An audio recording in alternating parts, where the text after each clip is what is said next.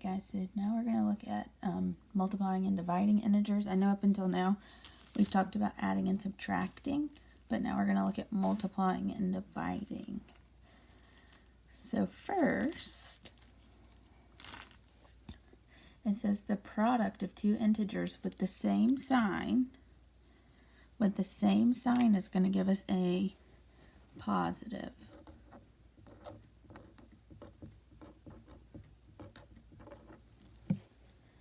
Alright, the product of two integers with different signs is going to give us a negative.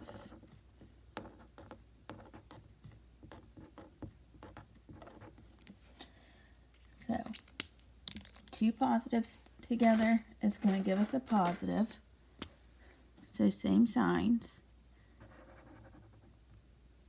Different signs is going to give us a negative. So filling in this chart below, when we have a positive number multiplied by a positive number, we end up getting a positive answer. Alright, if we have a negative number being multiplied by another negative number, we end up getting a positive answer. Alright, now flipping over to the other side, when we have a positive times a negative, that's going to end up giving us a negative. Same is going to go for the next one. We have a negative sign times a positive number, that's going to give us a negative. Alright, so as you can see, same signs give you positive answers. Different signs give you negative answers. Alright, so the first one that we have, first thing we're going to do is we're just going to multiply like normal. So what is 10 times 2? That's going to give us 20. Alright, so now to determine the sign, we have a negative number and another negative number. So when we said same signs, that means it's going to be a positive number. Alright, the next one, we're going to just do the multiplication first. Alright, 16 times 8 is going to give us 128. But now to determine what sign we have to look at the signs that go along with the numbers that we already have. So 16 is positive, 8 is going to be negative.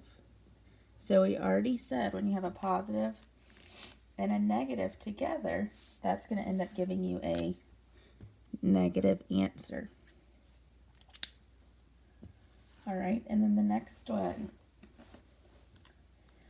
Once again, we're just going to start by doing the math. 30 times 4 is going to give you 120. We're going to look at the signs on our numbers and the problems to see. So 30 is negative. 4 is positive. So when you multiply those two together, you end up getting, since it's different signs, you end up getting a negative answer. So for those problems, we just looked at multiplication. Now we're going to look at division. Remember that quotient means division. So the quotient of two integers with the same sign, our same sign is going to give us a positive answer. The quotient of two integers with different signs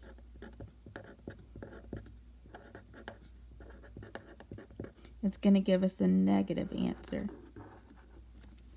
So now let's go through and fill out this chart. So we have a positive plus a positive. And we've already said same signs, you end up with a positive answer. Alright, the next one below it is a negative being divided by a negative. So once again, same signs, so you're going to end up with a positive. All right, looking at this side over here, so we have a positive times or divided by a negative. Different signs, so we're going to end up having a negative answer. All right, and then the last one is a negative number being divided by a positive number. So it's two different signs, so we're going to end up with a negative answer. All right, so we're going to go through and do these practice problems. So first, like I did with the multiplication, I'm just going to go ahead and solve and ignore the symbols. All right, so 50 divided by 5 is going to give us 10. But now I have to determine, is it positive or negative? So 50 is positive, where 5 is negative. So like we already said, different signs makes an answer negative. So the answer for 50 divided by negative 5 is negative 10. The next one, we're going to start out by just dividing. 12 divided by 3. 12 divided by 3 is going to give us 4. All right, this time, 12 is negative and 3 is negative. So since both of the numbers have negatives, so we have same signs, so our answer is going to stay positive. All right, and then the last one, we're going to start once again by just doing the division. 135 divided by 5 gives you 27. Now remember, to determine if it's positive or negative, we have to go back and look at the original problem. So negative 135 is being divided by a positive 5. So since it's different signs, that's going to mean you're going to end up with a negative answer. All right, so on the back of this, I'm going to show you something else. This is what I like to call the Dorito Man. Oops. And this is a good way to help you remember if it's supposed to be positive or negative. Your answer, that is.